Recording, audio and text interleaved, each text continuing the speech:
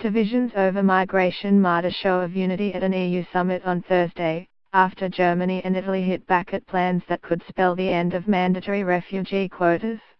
Germany, Italy and the Netherlands have led criticism of a proposal from the European Council President, Donald Tusk, who has described refugee quotas as divisive and ineffective. The Greek Prime Minister, Alexis Tsipras, whose country has struggled to manage large numbers of refugees and migrants, criticized Tusk's comments as aimless, ill-timed and pointless. Arriving at the EU summit in Brussels, the German Chancellor, Angela Merkel, said there cannot be selective solidarity among EU member states.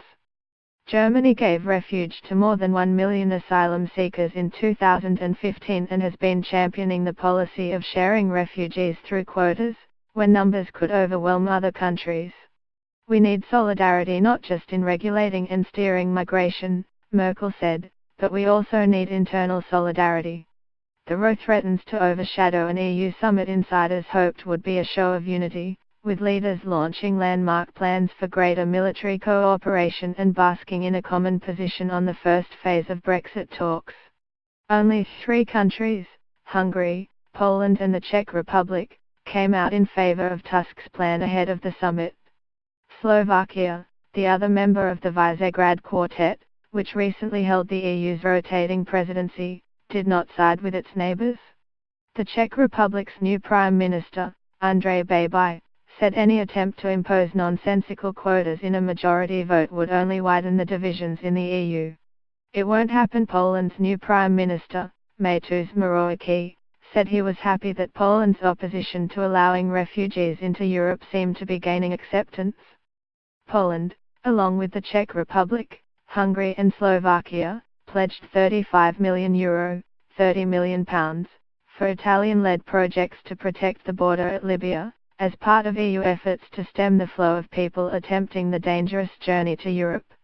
The Italian Prime Minister, Paolo Gentiloni, welcomed the financial contribution but said the 4 countries still needed to accept refugees. We will continue to insist that a commitment on the relocation of refugees is needed.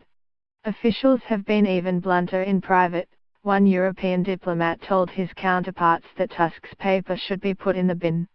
Another diplomatic source said it was badly written and much too unbalanced in favor of Central Europe. However, another EU diplomat, from a country supporting quotas, said it was time to attack the issue, which was starting to poison other debates. At this point in time, what I am expecting is a good old bust-up, and in a later phase we will narrow the field of possible outcomes. The EU is not aiming to reach conclusions on this thorny issue at the summit. Divisions are accompanied by emotions which make it hard to find even a common language and rational arguments for this debate, Tusk said, referring to the chasm of opinion on migration, but also the future of the single currency. EU leaders agreed on compulsory quotas at the height of the migration crisis in 2015, despite opposition from 4 Central and Eastern European countries.